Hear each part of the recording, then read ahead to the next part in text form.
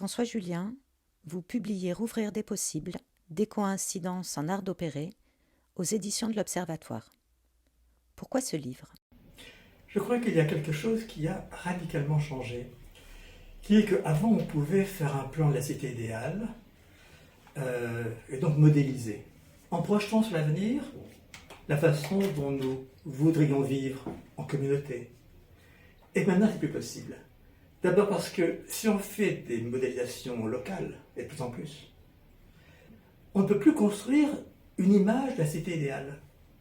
Peut-être pas parce qu'il n'y a plus d'avenir, puisque l'avenir est incertain, puisque le monde est devenu si complexe et disons aussi si menacé, je pense à l'écologie, et que ce qu'on faisait depuis des siècles en Europe, à savoir croire que au lendemain qui chante, n'est-ce pas, enfin pouvoir donc construire une image, une idée, comme dirait Platon, de la cité idéale, et ensuite la réaliser, ça ne marche plus.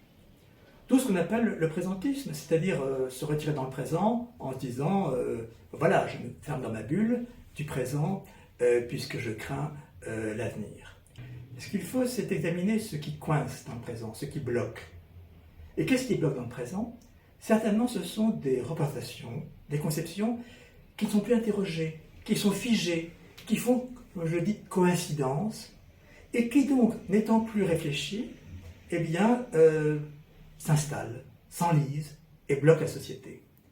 D'où cette proposition de ma part, rouvrir les possibles en fissurant ce qui bloque pour remettre la société en chantier. La société et la pensée en chantier. Pouvez-vous nous en dire plus sur ce concept de décoïncidence? Oui, il paraît peut-être un peu étrange au départ, puisque c'est un mot nouveau, un néologisme comme on dit. Et voyez, ce qu'il signifie, c'est qu'il y a des coïncidences idéologiques. Coïncidence au sens premier du terme, à savoir, il y a coïncidence quand il y a recoupement parfait d'une chose avec une autre, adéquation. Alors vous me direz, l'adéquation c'est bien. Oui, c'est bien, mais l'adéquation, en tant qu'elle est bonne justement, est portée à se satisfaire d'elle-même, et donc à s'enliser en elle-même.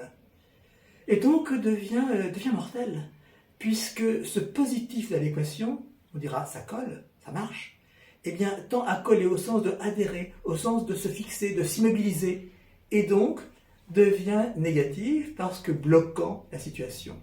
Donc décoïncidence signifie défaire ces conceptions idéologiques qui sont comme ça si collectivement assimilées qu'elles ne sont plus réfléchies, qu'elles ne sont plus interrogées et qu'elles bloquent la pensée et la société.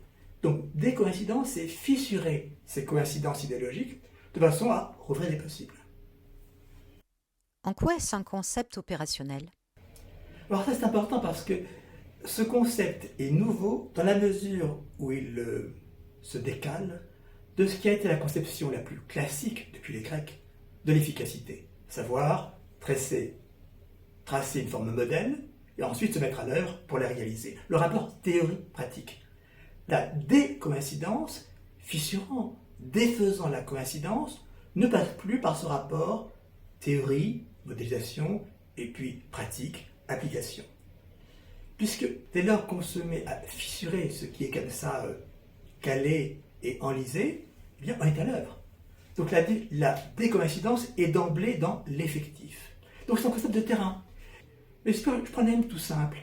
Être artiste, qu'est-ce que c'est si ce n'est de décoïncider de l'art déjà fait, défaire la coïncidence installée de l'art, celle qui fait l'art des musées, si vous voulez. Et je dirais même un artiste n'est artiste qu'autant qu'il décoïncide de l'art qu'il a déjà fait. Ou si je pense à un penseur ne pense qu'autant qu'il décoïncide de la pensée, de ce qui a déjà été pensé, qu'il s'écarte de la coïncidence de la pensée installée. Alors, si on prend les champs divers d'expérience, je dirais tout s'y passe. Prenez la psychanalyse, une cure analytique. Est-ce que ce n'est pas que l'analyste incite le patient, l'analysant, à décoïncider de la coïncidence psychique, traumatique, dans laquelle il est, à la fois laquelle il tient et en même temps qu'elle fait souffrir. Prenez la médiation. Est-ce qu'un bon médiateur n'est pas quelqu'un qui va inciter les deux parties, qui chacune pense qu'elle a raison, qu'elle est dans son droit, à décoïncider de la coïncidence installée dans laquelle chaque partie se trouve, de façon à rouvrir des possibles, et, si c'est un bon médiateur, des possibles qui n'ont même pas été envisagés par l'une et l'autre partie. Il s'agit chaque fois de la même chose, à savoir de analyser quelle est la forme de blocage, d'immobilisation, donc de stérilisation dans laquelle on se trouve. Parce que si on regarde la société, ces coïncidences idéologiques, ça devient du béton, et donc on ne peut pas les renverser. Et les dénoncer ne s'entend pas. Donc le verbe que je propose, verbe d'efficacité, d'emblée à l'œuvre, c'est fissurer, de façon à défaire ce qui s'est comme cela installé, et par là même, devient stérile. Une association s'est créée fin 2020 autour de ce concept. Quelle est sa vocation ? Alors vous me direz, une association sous le titre des coïncidences, c'est un peu dur à faire passer.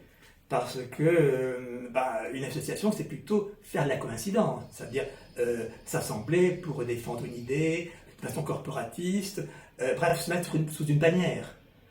Or, c'est l'inverse que nous proposons. Associer des décoïncidences, ça signifie que chacun là où il est appelé à fissurer ce qui bloque. Et donc c'est un concept de terrain. Et un concept de terrain qui est égalitaire, qui est d'emblée pluriel par les usages, et d'emblée à l'œuvre. Donc fissurer ce qui bloque, chacun le fait là où il est. Je pense que l'écologie, par exemple, c'est un terrain aujourd'hui où s'impose la décoïncidence. Décoïncider, c'est-à-dire fissurer, défaire les modes de vie, de comportement qui jusqu'ici étaient installés et n'étaient plus réfléchis.